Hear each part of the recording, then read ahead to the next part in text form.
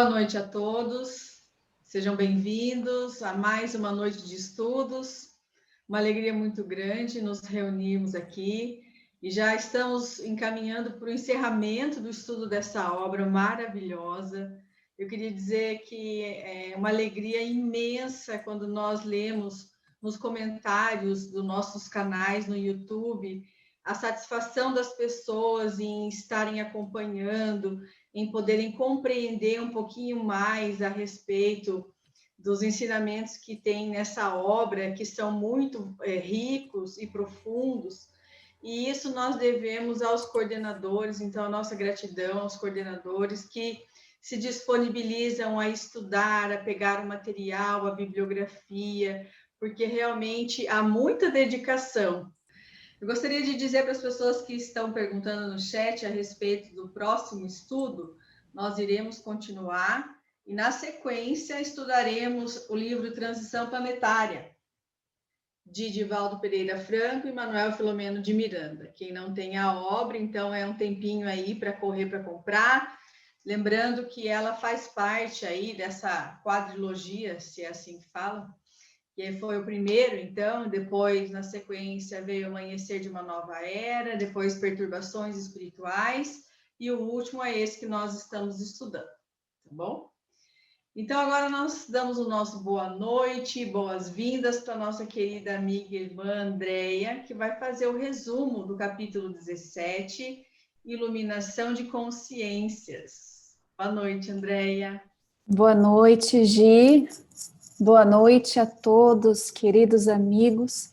É uma alegria muito grande estar conectado com vocês nessa noite especial. Daqui a pouquinho o Marcelo vem, ele está participando de outro estudo, mas nós vamos começar aqui as nossas reflexões em torno deste capítulo tão maravilhoso, Iluminação de Consciências, abrindo o nosso estudo com uma frase muito impactante da mensagem de Santo Agostinho aos Espíritas, em 1862, contido na Revista Espírita, no mês de setembro, onde ele nos chama de soldados de uma nova fé. Ele vai dizer: não mais vos chamareis de crianças, mas homens valentes e corajosos. No qual você pode estar dizendo: mas o que isso tem a ver com esse estudo, Andréia, e o resumo que você vai trazer? E, na verdade, tudo a ver. Comecei a refletir na importância dessa obra ao ler esse capítulo, após o cenário, o que nós fomos apresentados com o capítulo 16, notando do porquê Santo Agostinho diria para nós, convocando especialmente aos espíritas, que nós não nos olhássemos mais como crianças, mas homens e mulheres que chegaram ao nível de maturidade para entender todos esses ensinamentos, lições, alertas, elucidações, reflexões trazidas, como, por exemplo, numa obra como No Rumo do Mundo de Regeneração. E, lógico, depois, quando a querida equipe começar os estudos da trilogia. Então, o capítulo começa ali com o benfeitor querido nos oferecendo uma visão ampla dos trabalhos da instituição, onde inúmeros acolhimentos e atendimentos foram realizados, especialmente na área do tratamento do passe e no trabalho de poder inspirar as pessoas aflitas que entravam em contato com aquela abençoada instituição espírita, assim como nos atendimentos de urgência, àqueles que ligavam para lá, alarmados, completamente intimidados pelas notícias, as comunicações nos jornais, nas redes sociais, e assim vai. Manuel Filomeno de Miranda vai dizer, explicando ali para nós essa visão do momento atual em que vários corações estão sendo alarmados com as comunicações jornalísticas e televisivas mentirosas ou exageradas. E é claro que nós sabemos exatamente o que ele está dizendo com isso, especialmente nós que estamos na frente de algumas instituições espíritas, recebendo também, durante essa pandemia, as ligações, os e-mails, as mensagens pelo WhatsApp de várias pessoas buscando a informação sólida, esclarecimento que traria aos seus próprios, às suas próprias almas e corações, aquela informação que somente a doutrina espírita pode oferecer, que é o consolo para acalmar os ânimos e assim, de certa forma, os corações. Eu tenho brincado bastante que quem reencarnou no momento de transição planetária, todos nós, fomos oferecidos um ticket para sentar na primeira área VIP ali do momento de transição planetária. E é exatamente o que essa obra oferece para nós. Como que convocados a observar na primeira fileira o que passa, não somente no mundo físico, mas também na erraticidade, no plano espiritual da vida. Como nós havíamos já lido, havia sido programado uma reunião mediúnica para aquela noite, em prosseguimento com os compromissos da casa, as responsabilidades que foi confiada à equipe. Emmanuel Filomeno de Miranda irá dizer que a equipe que estava sendo liderada ali por Eurípides, a cidade da justiça, tinha causado uma grande e verdadeira revolução em outros agrupamentos de igual objetivo no plano espiritual inferior, e como a notícia tinha se espalhado sobre o que houvera acontecido, e eu não sei se todos aqui já tiveram a oportunidade de ler o capítulo 16, mas houve, por causa disso, uma movimentação para reforçar os ataques voltados às criaturas que não estivessem alinhados com os adversários do bem, especialmente o ataque aos espíritas, os ataques aos espíritas. Não é à toa, então, que grande número de pessoas, outro dia escutei ali o Marcelo no grupo do estudo do Livro dos Espíritos dizendo: quanto mais eu estudo, quanto mais eu oro, mais eu sinto o ataque. Será que eu estou obsediada ou fascinada?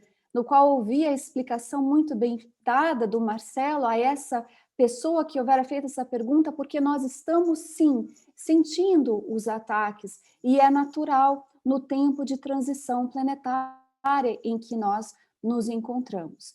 Mas ele vai descrever ali que aquela instituição, especialmente, que os albergava, passou a ser agredida de uma maneira impiedosa. E que as pessoas obsidiadas foram conduzidas à porta dessa instituição, que estava fechada devido à situação atual do Covid, com uma certa animosidade, embora estavam todos sendo atendidos por aquelas pessoas ou diretores que foram dados a responsabilidade de acolher. Então, a gente vai notar ali que ele traz para nós um cenário do que começou a acontecer com outras organizações terrestres que também estavam alinhadas com esse mesmo propósito de bagunça, de baderna, de confusão, e como elas foram mais ainda fortalecidas no seu processo, aumentando o ataque geral nos diversos setores da sociedade, piorando, então, a situação atual do nosso planeta, do nosso Brasil. Não vou nem dizer Brasil, vou dizer também de outros países, porque como nós vamos ver em alguns outros capítulos, eles mencionam também o mesmo teor em nível de reuniões que aconteciam no além, de esclarecimento, de elucidações, acontecendo também com outras entidades venerandas de outras nacionalidades. Então, vamos dizer assim, do modo geral. Ele também traz para nós, Manuel Filomeno de Miranda, ele vai trazer para nós as notícias que espíritos desencarnados, ociosos e falsos passaram a dar comunicações com um número maior, falsificando os ensinos da doutrina ética e particularmente cristã, com ironia e zombaria chocantes, o que não nos alarma. Muitas vezes, até mesmo no ano passado, quando a pandemia começou a crescer e tomar um porte muito maior, nós recebemos mensagens dos nossos companheiros da Casa Espírita perguntando se a comunicação de Dr. Bezerra de Menezes ou de Francisco de Assis parecia ser correta. E quando olhamos e fomos ler, por estarmos estudando Allan Kardec e as outras obras complementares, conseguimos notar ali onde de fato era a manifestação de alguma entidade que de fato não estava alinhada. O que o Evangelho segundo o Espiritismo vai trazer para nós, em o Evangelho segundo o Espiritismo vai trazer para nós a mensagem 21, a mensagem intitulada Os Falsos Profetas da Erraticidade. Tem uma razão muito grande que a gente pega no pé, no ponto de vista de brincadeira aqui das pessoas, de que nós precisamos ler e estudar Allan Kardec para que a gente tenha olhos para ler e identificar quando essas mensagens são trazidas através de médiuns e vigilantes, essas mensagens de malfeitores que fazem o quê? Fazem esse trabalho exatamente para retardar a obra de emancipação da humanidade, como nos orienta o Evangelho segundo o Espiritismo nesse capítulo 21, espíritos orgulhosos que aparentam amor e caridade e semeiam desunião. E aí a gente vai notar, então, a necessidade do estudo constante, não somente das obras de Allan Kardec, que não se encerra com as 5 obras, mas também com as revistas espíritas, há tanto material para se ler, a Viagem Espírita também, e as outras obras trazidas pelas mãos abençoadas de Divaldo Franco, de Chico Xavier, de Ivone do Amaral Pereira, de Raul Teixeira, de Leon Denis, e a lista vai crescendo, e também da nossa amada Sueli Caldas Schubert. Então, há bastante material para a gente poder ler e nos educarmos para não cair na cilada dessas manifestações mediúnicas que estão acontecendo em massa para realmente promover a desunião, a confusão na mente de nós, espíritos ainda que estão no bom combate, nesse trabalho de autodepuração.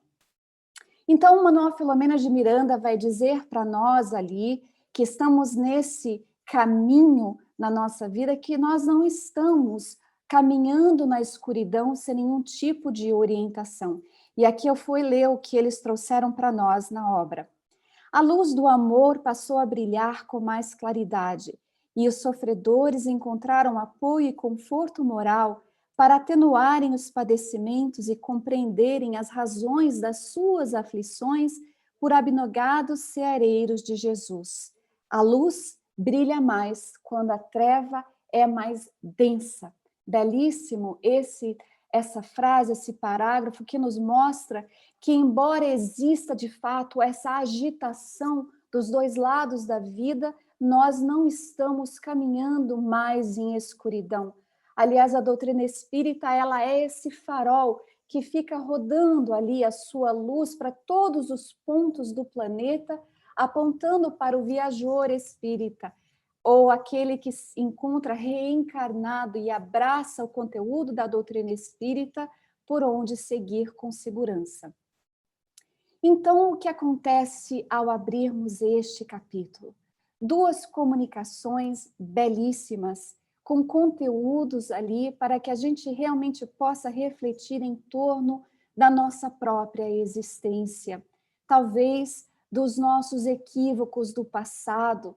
Se hoje nós temos uma presença na vida que é de acerto, de querer ficar ali na reta, no caminho correto, nós podemos olhar com compaixão e entender que no passado talvez não se deu muito assim. Ou mais ainda, os conteúdos que nos são trazidos para nos lembrar a necessidade de manter fidelidade àquele que por amor nos permitiu reencarnar no momento tão decisivo do nosso planeta, que é o de transição. Então ele vai dizer para nós, Manuel Filomena vai dizer para nós que naquele momento, naquela noite, todas as providências haviam sido tomadas para preservar o santuário de trabalhos mediúnicos. impedindo então a entrada na sua área física de espíritos não convidados. O que nos mostra ali os cuidados que são tomados e que nenhuma reunião mediúnica séria acontece por improviso. E isso é muito importante para que a gente tenha conhecimento, porque mais e mais pessoas pensam que é assim que acontece. Quando abrem uma obra dessa, notam que, na verdade, existe todo um preparo, não somente para aqueles que serão acolhidos, como também aos médiuns e dialogadores e apoio que farão parte daquele trabalho. Então, ele vai dizer para nós que servidores do Cristo cercaram todo o agrupamento de edifícios igualmente envoltos numa claridade muito grande que vinha do alto e circundava ali. E quando ele vai dizer para nós que quando começou ali as primeiras horas da madrugada que eles se encontravam no recinto mediúnico, ele notou que a movimentação era inusitada. De primeiro, eles viam ali umas vintenas de espíritos da cidade visitada, que estavam ali, encontravam-se em aturdimento, conduzidos por amigos espirituais muito hábeis. Haviam também a presença de outros zombeteiros e frívolos que observavam o que se passava, e aqueles outros que deveriam se comunicar, estando eles adormecidos ou semi-inconscientes sobre o cuidado dos benfeitores espirituais. Gumercindo, o irmão querido e outros companheiros da organização física, em parcial desdobramento pelo sono e outros convidados, encontravam-se conduzidos, alguns sem ao menos saberem e outros não. E aí ele vai ver a nossa amada médium Malvina e outros do plano espiritual após a prece de abertura, colocando-se ali naquela posição de servir mediunicamente falando, com sua mediunidade. Foi então Malvina que entrou em transe, primeiro, sobre a influência do bispo de M, como nós lembramos, ele já houvera sido atendido antes, ele tinha sido conduzido a uma câmara de tratamento, e ele vai trazer para nós, Manuel Filomeno de Miranda vai trazer para nós, que ele encontrava-se ali com seu aspecto lupino, que, de certa maneira, trazia o sentimento de verdadeira compaixão por ele. E o diálogo que se dá, ele é muito longo para o nosso resumo, mas ele é muito interessante, e nós aqui vamos lembrar a todos que vale a pena a gente ler, mesmo se não lemos, não tome as minhas palavras somente para o resumo, mas que realmente mergulhe nesse diálogo e busque entender dentro dele o drama e as dores por detrás daquela situação do bispo de M para poder extrair algumas lições. E na fala desse espírito, ele trazia um tom de ironia, e todo o diálogo dele era sobre uma terrível sentença de aniquilamento da criação. Vale a pena a gente ler, realmente, queridos. E Eurípides nos apresenta, no seu diálogo acolhedor e carinhoso, a esse espírito a realidade dos fatos, fazendo com que ele pudesse lembrar a razão dentro da qual ele houvera escolhido aquela forma lupina, dizendo para nós, leitores, que muitos espíritos perversos se transvestem de uma forma que cause medo, terror, para esquecer os males executados e ocultar aqueles atos terríveis praticados contra o seu próximo enquanto encarnados, que foi o que aconteceu ali. Manuel Filomeno de Miranda vai lembrar a ele que foi por causa do seu ministério religioso que ele houvera esquecido, na verdade, daquele compromisso que ele tinha afirmado, fazendo voto de castidade, que ele houvera desrespeitado o compromisso, seduzindo diversas criaturas ingênuas que contava com ele, com o amparo dele, por serem também vigilantes, dentre tantas outras que caíram ali na cilada de serem seduzidas por ele, ele encontraria a razão principal, que foi daquela menina Marcela, que tinha 14 anos, um pouco mais de 14 anos, ela tinha sido seduzida por ele, e de todos os piores lugares, como já se não fosse ruim, no confessionário. Foi ali que tudo começou. Então, perturbado por aquela degradação interior na área do sexo, ele sentiu-se fascinado pela menina. E ela, sentindo-se atraída por ele, se deixou levar. E o pior é que, com as facilidades que a posição dele concedia a ele, ele conseguiu seduzi-la ao ponto que ela acabou engravidando. Se antes disso, ele tinha prometido para ela um consórcio matrimonial. Só que o que aconteceu foi que, quando ela engravidou, como ele era covarde e perverso, ele propôs o aborto imediatamente e que acontecesse antes dela começar a mostrar, a dar os sinais ali de que ela estava grávida. E assim aconteceu. Ela era frágil, insegura e sabia que estava cometendo um pecado, e após ela se confessar, ela resolveu então por se suicidar em tentativa de se livrar daquele terrível erro que, de certa maneira, cobrava dela o ato do aborto. E aí Eurípides continua narrando para ele, o espírito, chega um momento que ele fala, basta, não quero mais ouvir, e ele fala, não, mas você vai ouvir. Ele continua a dizer, o espírito do bebê que já estava ali fixado no corpo, porque a gente entende dessa ligação do espírito reencarnante ao corpinho em formação desde o momento de concepção, ele terminou por se ligar ao bispo depois que o aborto houvera sido cometido. Então ele fala, nada se consumiu no nada, como você diz. O espírito continuou exatamente como era, só que agora com propósitos definitivos de vingança contra ele pelo que tinha acontecido. E Eurípides então faz ele voltar ao cenário e ele via como uma cena terrível da mãezinha infeliz que se atirara da torre alta da igreja, que ambos, ele como bispo e ela como frequentadora, participaram tantas vezes ali nas missas e nas trocas nos confessionários e assim vai. É uma cena e imagens bem fortes que são narrados para nós ali por Manuel Filomeno de Miranda, trazendo para nós esse drama dessa entidade.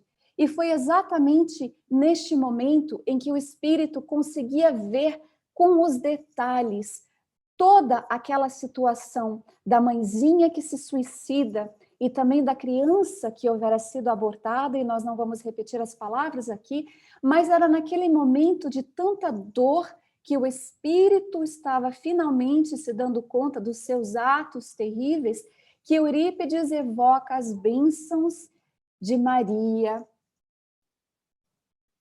Mãe Santíssima.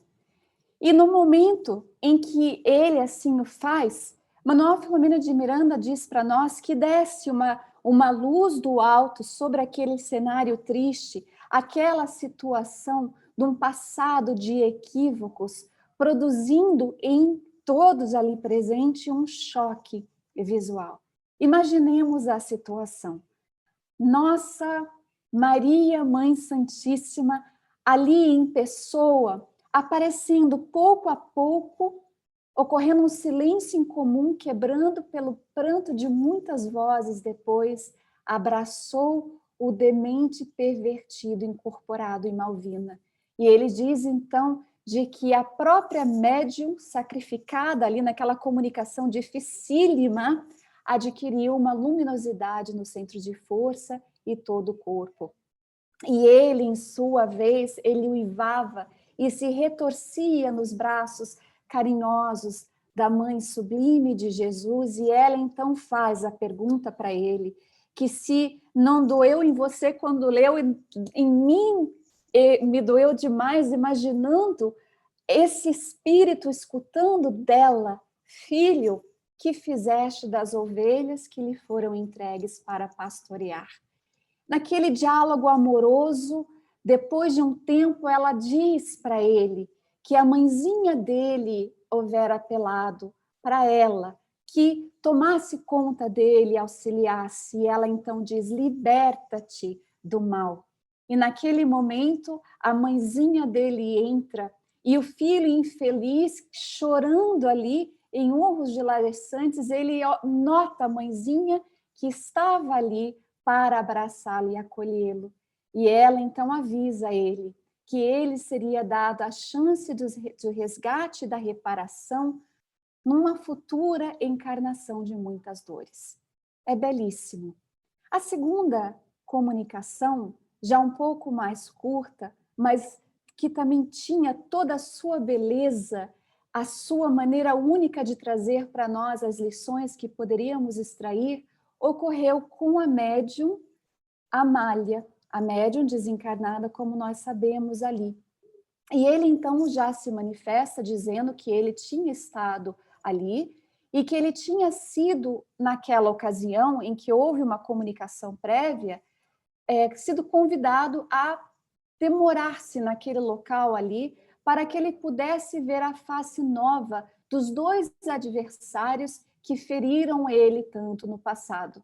E ele diz então que por uma força insuportável, ele não conseguiu dizer não.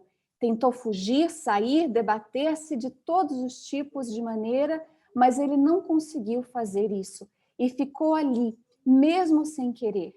E, de certa maneira, ele passou a assistir às atividades que eram desenvolvidas ali em nome do amor maior, o nosso Mestre Jesus. E, de princípio, ele achava que era uma coisa estranha, farsantes, membros de alguma seita de feitiçaria, porém, por conta dos exemplos de amor e de compaixão, ele observou ali, em muitos momentos, o encontro de pessoas que se arriscaram a ir buscar socorro e fizeram com que ele reconsiderasse algumas questões em torno da própria dor e sofrimento dele, obrando em nome do Senhor. E aí ele diz algo bem legal que eu vou ler também, já chegando no finalzinho do nosso resumo, que ele diz assim: os infames que me desgraçaram, agora com as suas novas roupas, a nova reencarnação, transformaram-se em samaritanos compadecidos dos judeus que se lhes implicavam e perseguiam, produzindo-me conflitos inenarráveis. Em que acreditar? Perguntava-me. Naqueles que me trucidaram ou nestes que levantavam os caídos, às vezes caindo também, porém levantando-se rápido para ajudar. E ele narra como ele se sentia um monstro, até o momento que naquele local ele encontrou dores maiores do que as deles. Em reuniões ali magistrais de socorros que aconteciam pela madrugada fora, a falecidos, alucinados de odientos, e ele passou então a compreender que todos nós somos responsáveis por muitas das misérias que nos afligem. Então ele parou de se olhar como aquele que era uma vítima e alguém, na verdade, que era um terrível vingador.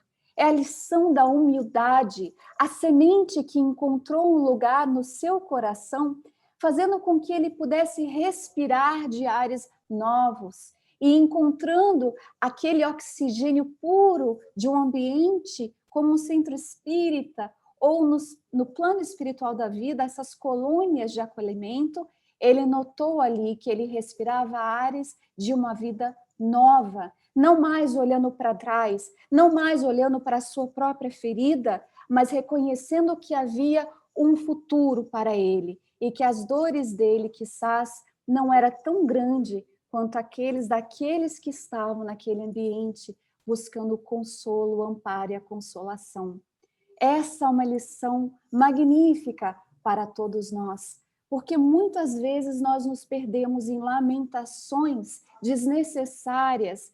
E não é que nós não temos o direito de sentir, de chorar, não é isso, mas muitas vezes, se pararmos e orarmos, vamos reconhecer que se sairmos de nós mesmos, encontraremos dores muito maiores de outros que ainda não encontraram a palavra do consolo, da luz, da verdade que temos no Espiritismo.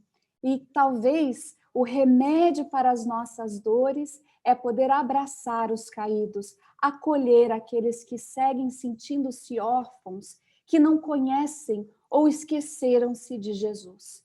O diálogo é de todo cheio de ternura ali, até o momento em que Eudalbo entra naquele recinto de paz, onde o diálogo acontecia entre essa entidade Spinelli com uma senhora ao seu lado, envelhecida, porém bela, e com um sorriso belíssimo no seu rosto, e ele então a reconhece de imediato. Mamãe querida, você está vindo do céu para arrancar o seu filho do inferno. E ela então estende os braços para ele, que ao chorar ainda mais o abraça, passa a mão com carinho na cabeça dele e diz: venho buscar-te em nome de Jesus, de quem te separaste desde há muito. É somente isso que importa no momento. É muito lindo, meus queridos, porque a gente vai ver que no final eles não evitam também, não deixam de acolher aquele grande número de sofredores na expectativa ali. Spinelli então falou com muita doçura sobre o amor de Deus, os deveres morais em relação à vida e a si mesmo, com uma beleza em comum, e que nós podemos chegar a dizer e ousar a dizer: será que nós já refletimos também no amor de Deus por cada um de nós, nessa beleza das lições do Mestre incomparável, e mais ainda, nos dias atuais, ainda de pandemia, nos deveres que a cada um de nós nos compete a cumprir? Foi esse o nosso resumo, Gi. Então, passo a palavra de volta para você, agradecendo Obrigada, a todos Andréia. pela Olha atenção. aqui, eu vou compartilhar um comentário aqui. Emocionante e brilhante. Obrigada, querida Andréia, que Jesus abençoe você. Então, Obrigada. agora nós passamos para a querida Eulália, que irá fazer os seus comentários. Boa noite, Eulália, bem-vinda. Boa noite, Gi, Laudes. É uma alegria enorme poder estar dividindo este momento, a responsabilidade de hoje com a Vânia, com a Andréia, com o Lincoln nas explicações e os demais companheiros que seguirão através das perguntas. Então, dividindo com o Lincoln, coube a mim a primeira comunicação que foi do bispo de M, que no capítulo 12, exatamente das páginas 184 a 192, já havia oferecido uma comunicação que nos requer bastante reflexões. E me passa, aliás, foi uma pergunta feita em algum capítulo anterior, por que essa forma de lobos assumida pela maior parte dos espíritos?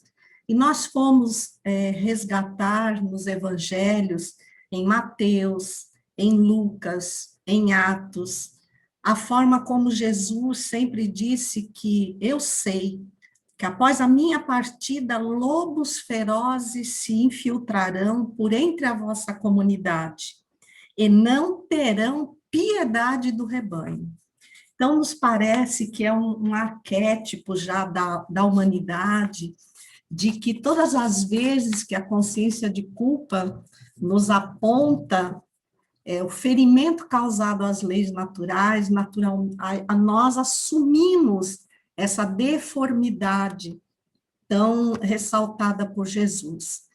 Mas, levando em conta a comunicação, nós vamos perceber que ele nos faz algumas advertências em forma de ameaças, e essas ameaças só existem porque existe o equívoco de nossa parte.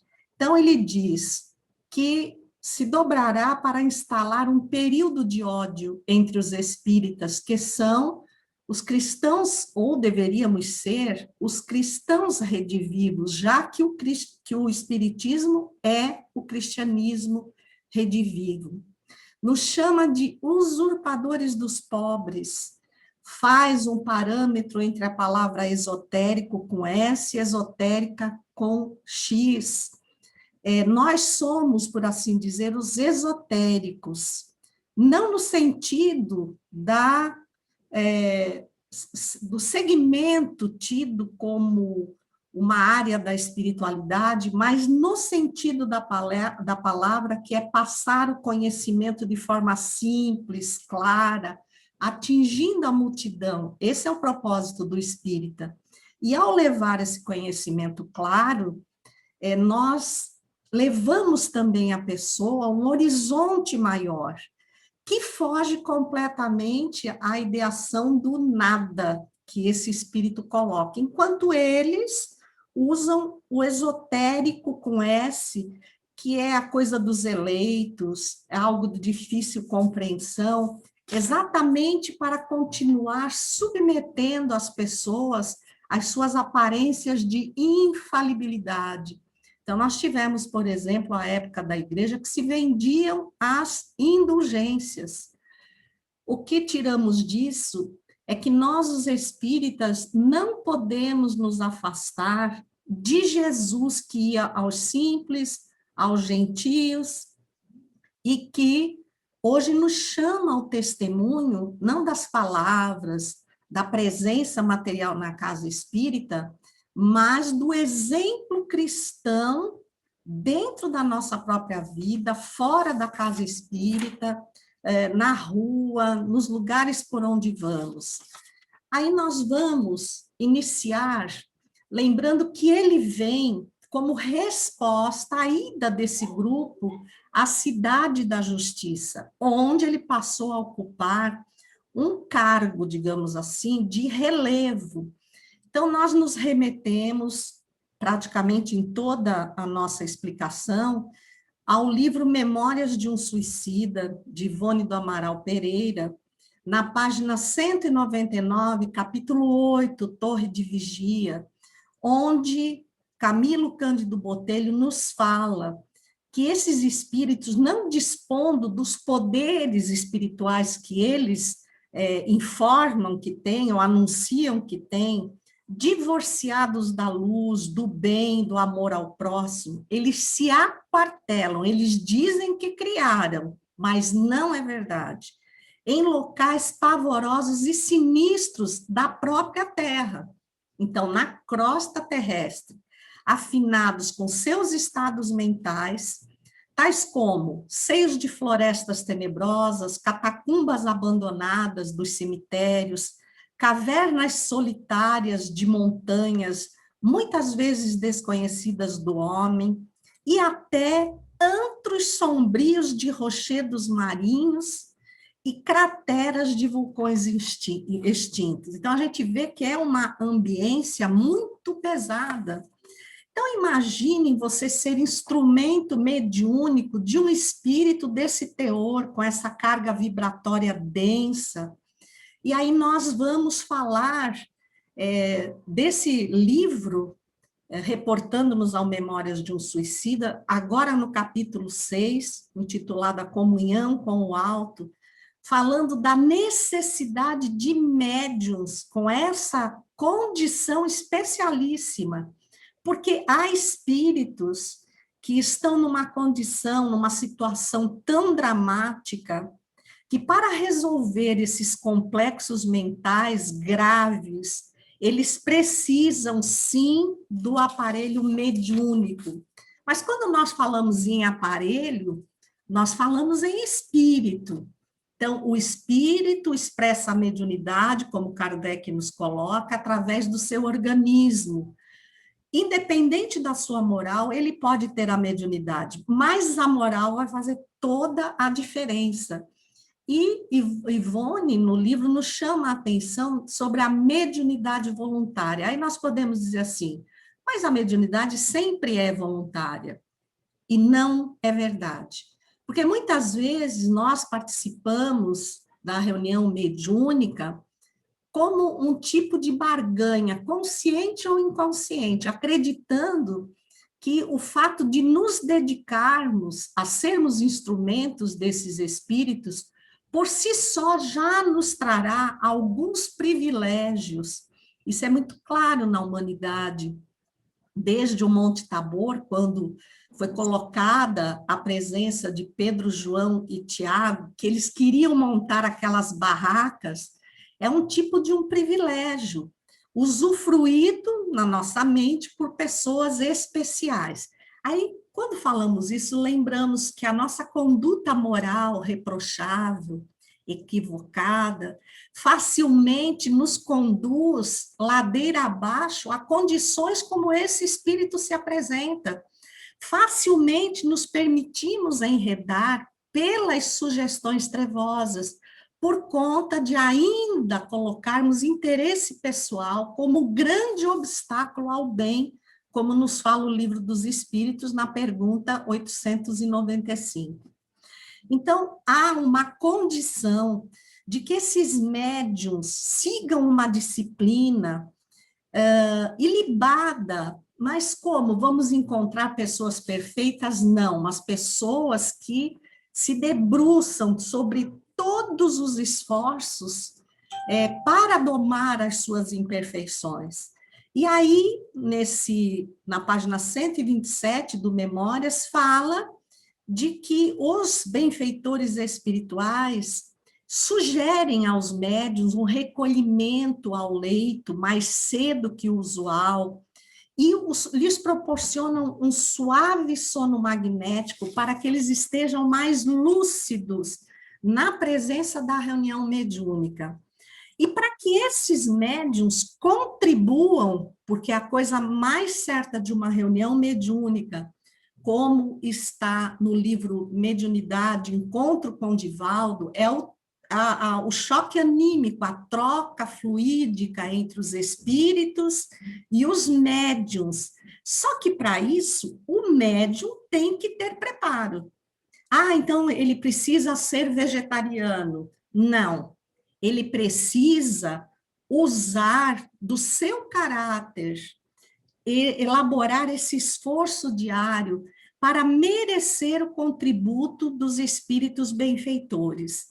E aí a dificuldade que neste livro, minuciosamente, nós também percebemos de médiuns capacitados para tamanhos trabalhos voltados à espiritualidade, com renúncia das próprias vidas, né? Então, não são pessoas que frequentam qualquer lugar, que se atiram a lazeres inconsequentes.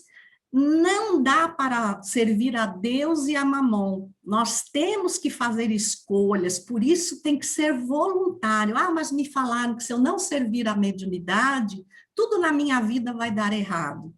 O que faz não ser muito feliz a nossa existência são as nossas afinidades morais, que é exatamente aquela condição que não nos oferece sermos médium, como a Malvina, né? Ela se dobra. E simples contato desses espíritos, a proximidade deles com o aparelho, com o corpo físico do médium, pode causar muitas complicações. Então, quando eles vão procurar médiuns para atender os suicidas, de 20 médiuns, eles conseguem apenas 4, porque os prejuízos, embora as contribuições dos colaboradores, dos espíritos dirigentes do Complexo Hospitalar Maria de Nazaré, colaborando com a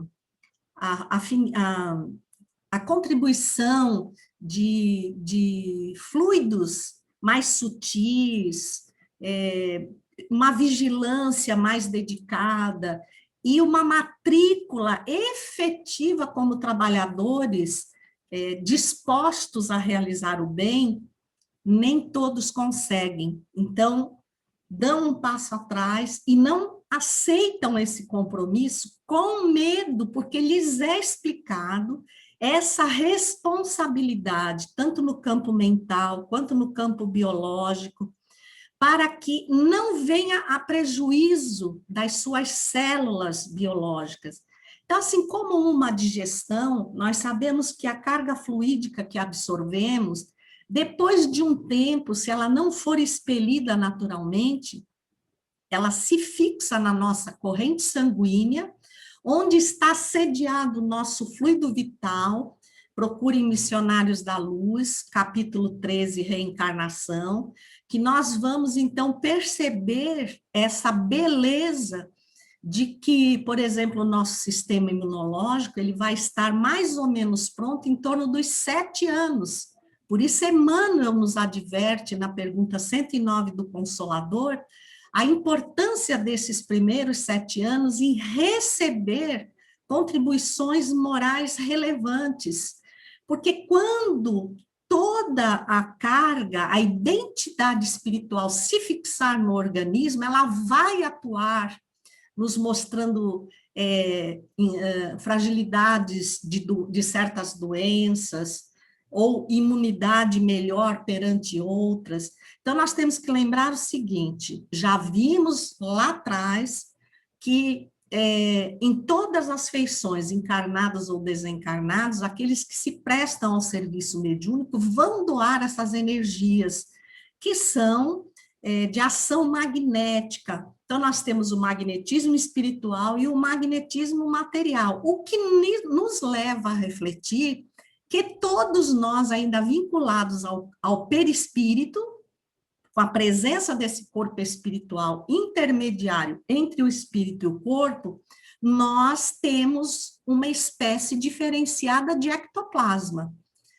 Na nossa circunstância muito mais material, e naquele capítulo que a própria Amália faz a doação do ectoplasma, nós vemos a existência desse fluido amenizando, transformando o campo perispiritual de grande sofrimento dos espíritos que se comunicam. E também nós vamos ver a ambiência do local, como precisa do contributo daquelas criaturas que se dedicam a ela. Nós não podemos deixar por conta da espiritualidade. E aí a gente percebe que ali não é apenas uma instituição espírita, mas é uma instituição espírita que honra a fidelidade exposta pela doutrina. Então, as criaturas lutando para dominar as suas más inclinações, a caridade sendo colocada por todos, em todas as circunstâncias, o mesmo atendimento que se dá aos espíritos desencarnados, se vivencia junto aos espíritos encarnados, e essa é uma situação que nós não estamos sabendo vivenciar, porque discursamos aos espíritos desencarnados em nossas reuniões mediúnicas, mas voltamos à nossa vida dominados pelos mesmos defeitos que eles apresentaram. Então, este instante que vivemos é um chamamento para que nós aprendamos finalmente a nos comportar tal como discursamos quando estamos dentro da casa espírita. Então, aqui, o Memórias, por que eu escolhi o Memórias? Por ser de uma médium de moral ilibada, que, como Malvina, se debateu na vida com muitos problemas, e para não dizer que nós não estamos valorizando a universalidade dos ensinos dos espíritos. Então, médiuns diferentes, livros diferentes, e a mesma essência, né? E, então, aqui no Memórias, fala que fluidos magnéticos são prodigamente espargidos no recinto das operações mediúnicas com duas finalidades: servirem como material necessário à criação dos quadros visuais durante as instruções aos pacientes, que é o caso nessa comunicação mediúnica, e tônicos que combatem as vibrações nocivas, inquietantes e desarmoniosas das presenças desses espíritos para amenizar, harmonizar. Obviamente, tudo que harmoniza tem um ponto de partida e um ponto de absorção. Então, olha a responsabilidade da equipe mediúnica, não é para qualquer médium, né? Também, ela segue dizendo que infelizmente na Terra, nem todos os homens admitidos ao cenáculo sagrado das evocações guardam essa higiene moral e mental. E, por fim, a gente lembra que muitos devem estar se questionando, mas Maria de Nazaré fundou, está à frente do complexo hospitalar que lhe leva o nome, voltada para o atendimento aos suicidas.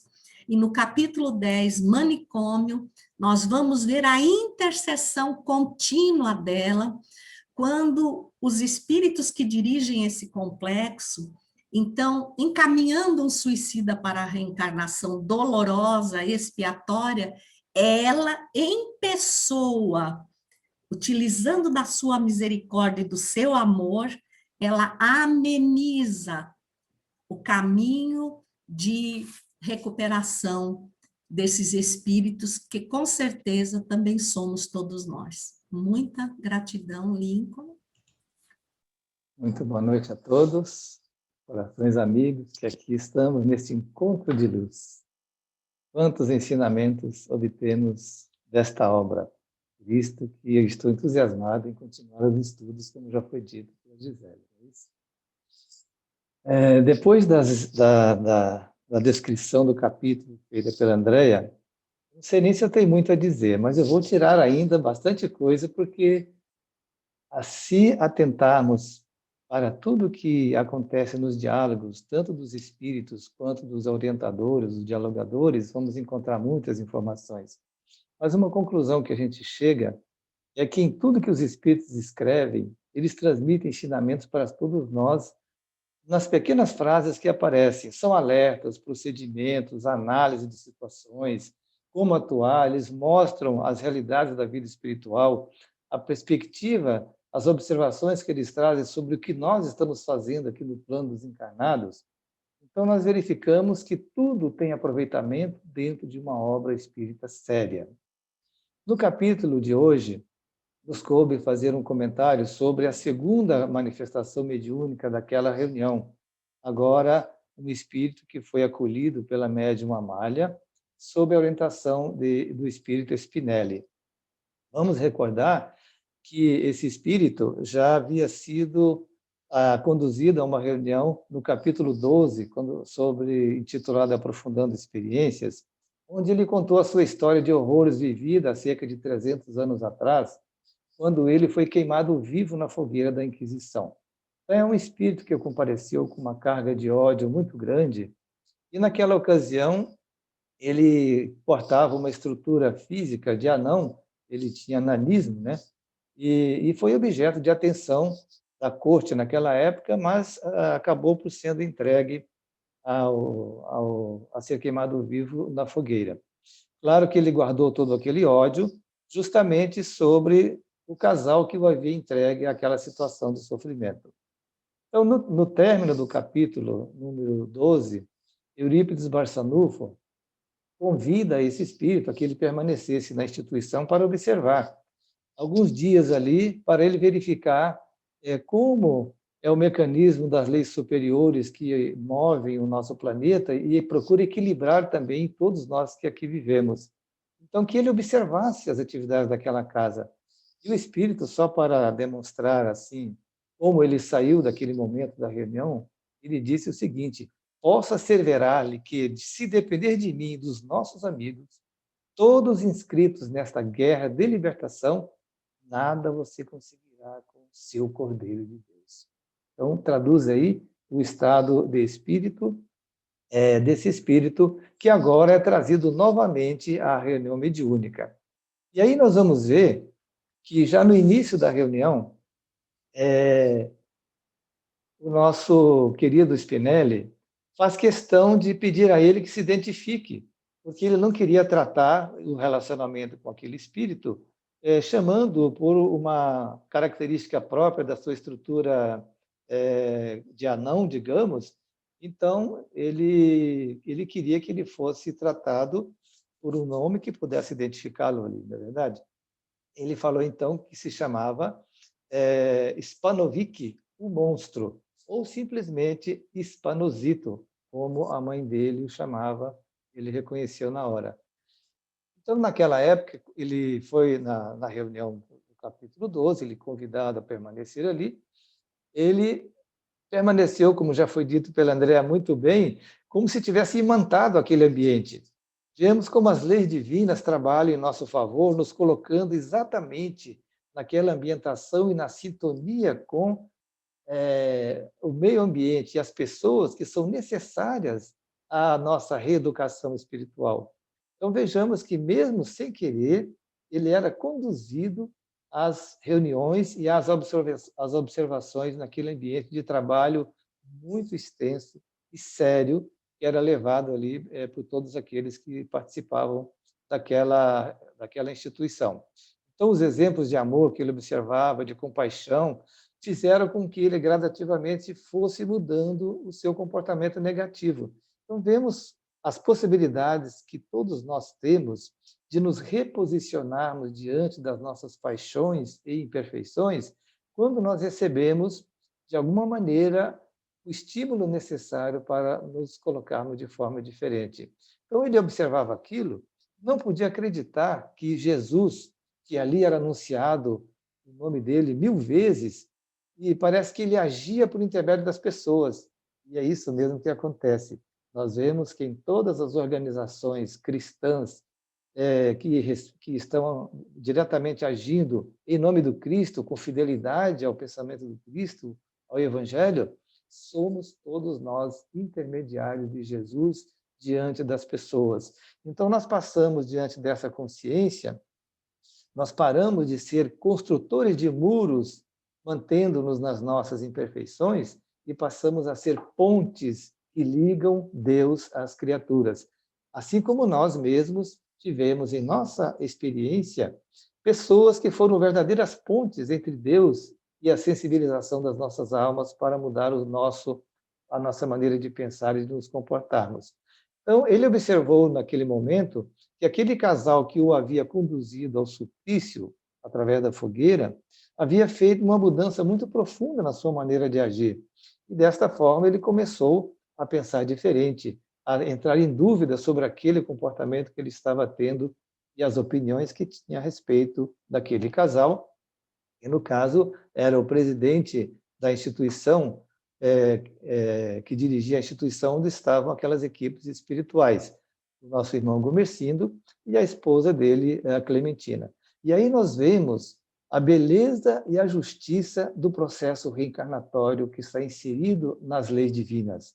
Como todos nós somos beneficiados por esta beleza das experiências de vida ou de reencarnação em reencarnação. Então, o Espírito, finalmente, ele fala que, em determinado momento, ele, observando aquelas pessoas que chegavam na instituição, ele notou que ninguém perguntava às pessoas quem eram elas, mas sim o que desejavam. Olha, um espírito aqui em reforma íntima, instruindo-nos de como devemos agir sobre aquelas pessoas às quais queremos dar algum tipo de apoio, seja material ou seja espiritual. Não nos interessa, em primeiro plano, perguntar quem são, mas o que elas desejam, o que elas estão buscando. E nesses dias conturbados de agora, com a pandemia atacando a todos nós, muito importante se faz isso. Então, o nosso querido Spinelli passou a orientar, a dialogar com aquele espírito, falando que é natural que a gente haja dessa maneira, porque Jesus nos chamou, a todos nós, os sofredores, de filhos do Calvário, que somos todos nós, de alguma maneira. E como filhos do Calvário, nós estamos sempre necessitando uns dos outros para fazer a nossa descrucificação. Porque se cada um de nós tem a sua cruz pessoal, na condução das suas experiências durante a encarnação, nós precisamos do ambiente, do apoio de outros corações que possam socorrer-nos em nossas necessidades. Naturalmente, o primeiro ambiente de socorro será o nosso lar. E dentro do nosso lar, nós vamos encontrar aqueles corações mais próximos das experiências mais necessárias ao nosso processo educativo. Daí a respeitarmos cada um dos familiares, como cada um deles se apresenta diante de nós, se aqueles que nós verificamos, que consideramos que têm eventualmente imperfeições muito graves, que olhemos todos eles com compaixão, que possamos, de alguma forma, pelo nosso exemplo, entregar a nossa colaboração para a pacificação do ambiente nos nossos lares. Desta maneira, nós observamos que esse espírito converteu-se plenamente, mas foi necessário trazer ali uma presença muito forte que o fez definitivamente entregar-se a uma nova vida, a um novo rumo, a um novo caminho. Foi trazido até aquele ambiente, como já foi narrado pela Andréia, a sua querida mãezinha. E a sublimidade do amor de mãe, mais uma vez, se manifesta aqui, a mãe do Cristo vindo socorrer ao bispo de M, trazendo a mãe do bispo para levá-lo para um novo processo reeducativo e nova encarnação. E aqui, novamente, uma mãezinha vem recolher o seu filho antes desviado e agora convertido, pelo menos até aquele momento, de tal forma que esse coração estará alimentando esse espírito para novas realizações. E eu quero lembrar aqui, para concluir esta parte, e em seguida vamos passar a um outro elemento, palavras que a mãe de Jesus proferiu ao final da sua orientação àquele espírito. E diante dos resultados alcançados, ela disse: não há crimes que não possam ser corrigidos, nem amor que se negue a envolver todos os réprobos para a reparação. Então, nenhum de nós, por piores que eventualmente nos consideremos, somos criaturas, filhas de Deus, espíritos projetados para o futuro tornarmos-nos, de alguma forma, anjos ou atingirmos a angelitude. Não importa se estamos ainda na retaguarda do processo evolutivo, mas alcançaremos um dia a nossa redenção e a nossa definitiva libertação das imperfeições que carregamos. Nós vamos apresentar agora um pequeno trecho de um vídeo que corresponde a uma palestra que foi apresentada ontem no canal da Mansão do Caminho. Quem assistiu vai poder rever aqui o momento final daquela palestra, onde Divaldo Franco recebe o espírito Bezerra de Menezes numa mensagem que tem tudo a ver ao contexto dos estudos que nós estamos fazendo agora, dentro dos alertas que o espírito Bezerra nos traz para este momento difícil que nós estamos enfrentando. Depois de comentar sobre os heróis do amor, mencionando Albert Schweitzer, Gandhi, Teresa de Calcutá, Irmã Dulce e outros, concluiu com uma homenagem sobre narrativas acerca de Chico Xavier, que justamente houvera desencarnado naquele período próximo em que ele estava fazendo a sua palestra, em 30 de junho de 2002. Portanto, agora, no próximo dia 30, estaremos relembrando aqui os 19 anos da desencarnação do médium Chico Xavier. Então, sem mais delongas, vamos colocar o vídeo para que todos possamos beber, nas palavras de Divaldo, esta mensagem maravilhosa que deve ser estudada por todos nós.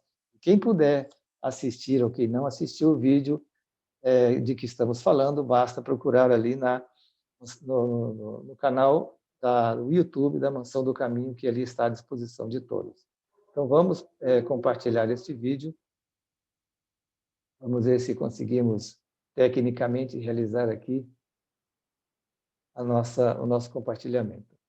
Evocando a figura cândida de Chico Xavier, gostaríamos de dizer-lhe: aonde tu estejas, na glória estelar, tu que tens o contacto com os anjos, interfere junto a eles, para que Jesus se apiade de nós outros, os teus irmãos da retaguarda, e ajude-nos a carregar o fadário como tu fizeste, sem queixas nem recriminações. O teu exemplo ficará imortalizado nas páginas da história, pelo que tu fizeste, pelo que tu és, como apóstolo da Era Nova. Recebe, amigo, irmão incomparável, a gratidão dos filhos do Calvário, os teus irmãos da retaguarda. Neste amanhecer, de novas luzes. Quando o planeta em sombras estertora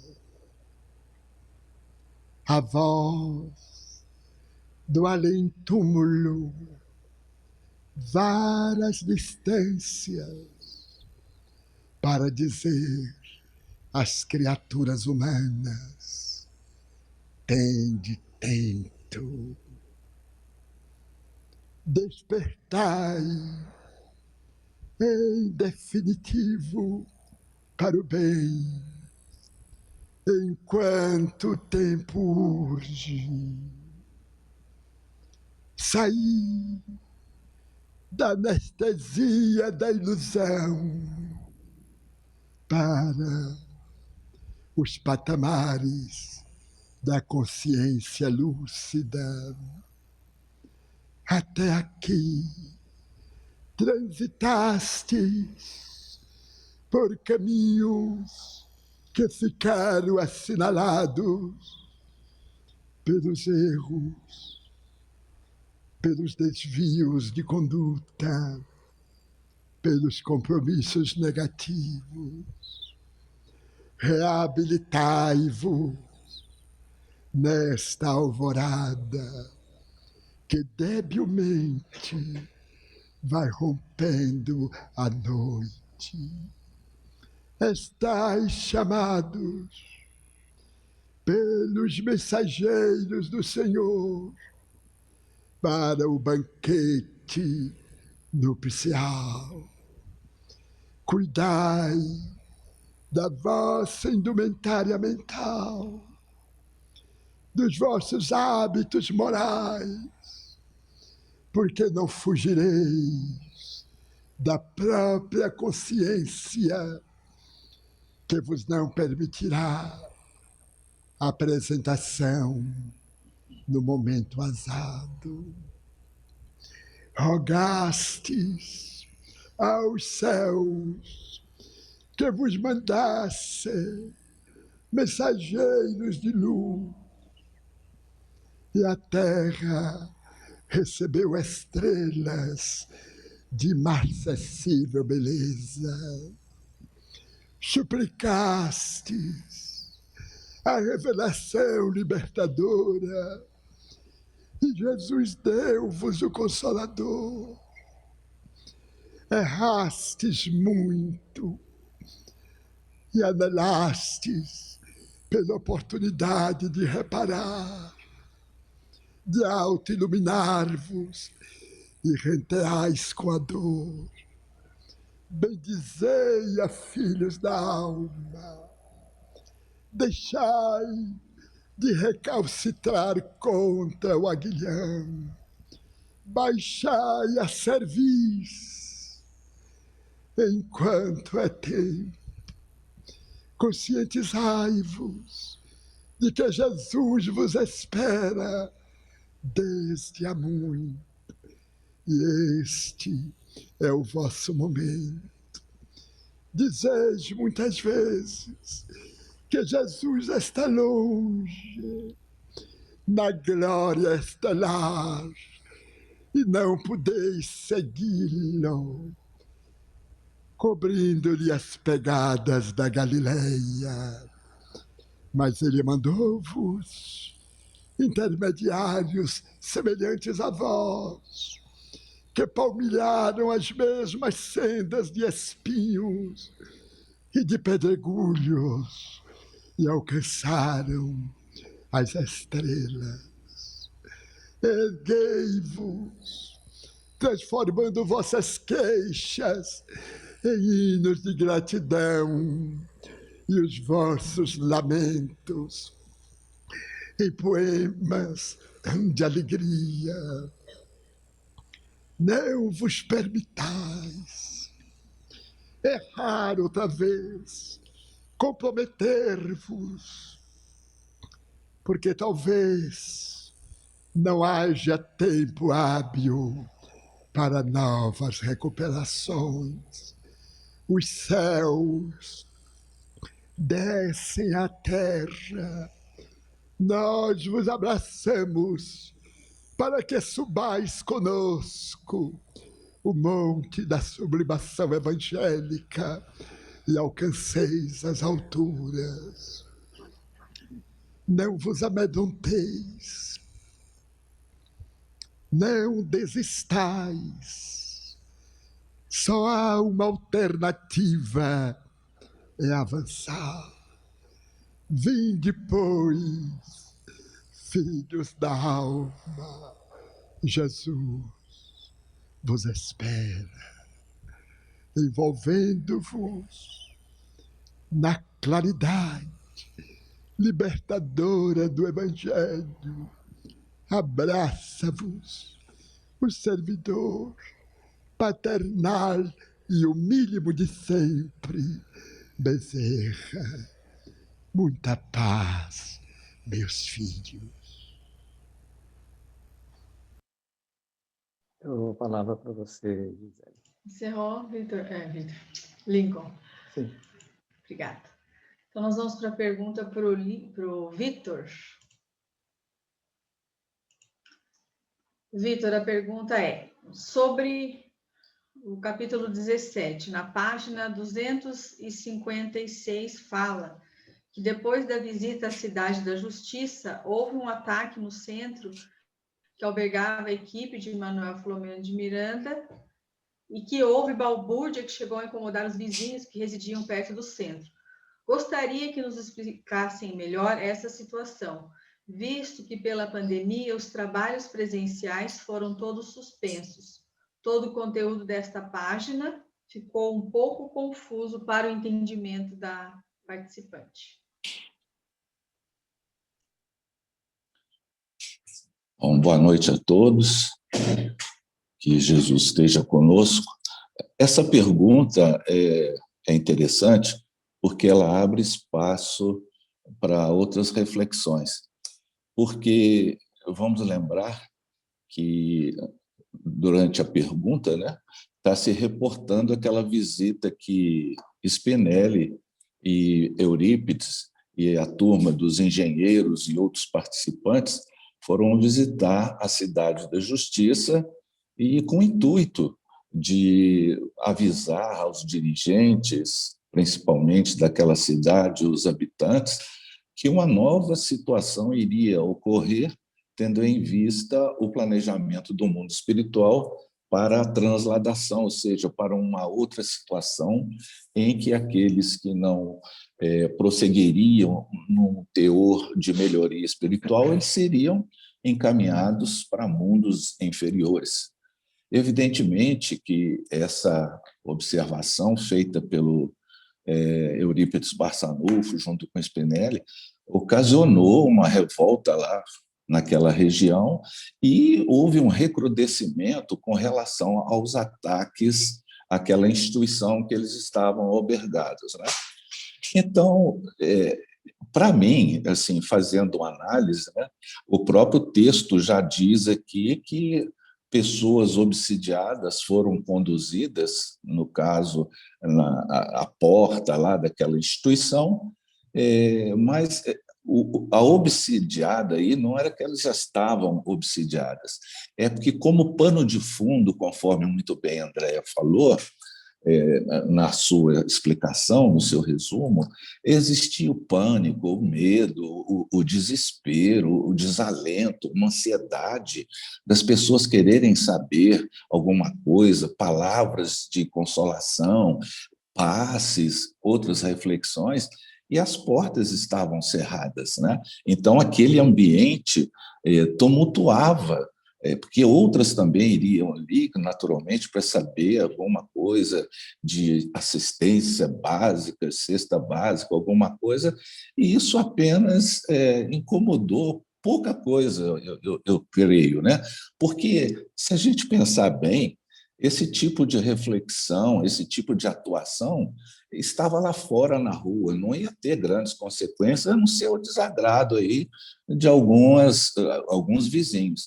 Mas o perigoso mesmo aconteceu antes, quando o próprio os próprios habitantes daquele local, eles estavam assediando, naquele caso do jovem drogado, em que ele foi telementalizado também, acho que dias antes, né, estava fazendo o escarcéu, porque ele queria tomar passe, ele queria entrar e tomar passe, mas as portas estavam cerradas também. E tem um mais grave ainda, é que, até anotei aqui, se não me engano, estava no capítulo 12, na página 168, que é o episódio em que Gumersindo, com a sua esposa, tiveram um problema. Aliás, era o ponto frágil da relação ali, era a mulher do Gumersindo. E ela era sensível a qualquer tipo de indução mental por parte dos espíritos menos evoluídos, principalmente sendo Gumersindo o diretor, o presidente da instituição. Então, o que os espíritos fizeram? Começaram solapando mediunicamente aquela criatura, e sugerindo que ele, Gumersindo, teria alguma vinculação afetiva com a Malvina. Esse era o mais fundamental, porque se ela levasse o caso à frente, houve até uma reunião mediúnica especial para o convencimento desse espírito. Aí que morava o perigo. Porque se não houvesse essa reunião, se não houvesse uma acomodação das coisas, isso poderia redundar num esfacelamento do casal, isso, de uma forma, iria repercutir negativamente dentro da própria casa espírita, aí sim abriria uma brecha perigosíssima para a intervenção dos espíritos, coisa que eles já estavam querendo. Aliás, essa pergunta abre espaço também para uma reflexão. Todas as vezes, nós, como pessoas ou como componentes de um grupo, estamos no projeto do bem, quando a gente não for assediado, é sinal que a gente não está valendo nada. Se a gente está sendo assediado, é porque a gente está incomodando. E isso já é um sinal positivo. Toda instituição espírita, ou qualquer outra, que trabalha para o bem, ela sempre vai ter como contraproposta um assédio dos espíritos que não querem que aquela situação favoreça, seja no esclarecimento doutrinário, nas palestras, falando sobre o espiritismo, da proposta de ser da imortalidade da alma, de novas oportunidades através da reencarnação, da misericórdia de Deus. Quando é lançado esse tipo de aviso, quando é lançado esse tipo de conhecimento, é que nós estamos cumprindo o nosso papel. Havendo uma reação negativa, significa que esse é o caminho correto, né? Eu acho que é por aí que a gente tem que caminhar. Muito obrigada, Vitor. Nós teríamos mais uma pergunta, mas como nós estamos um pouquinho avançados no tempo, a pergunta demandaria mais tempo para a resposta, então ficará para a semana que vem ou para uma próxima oportunidade.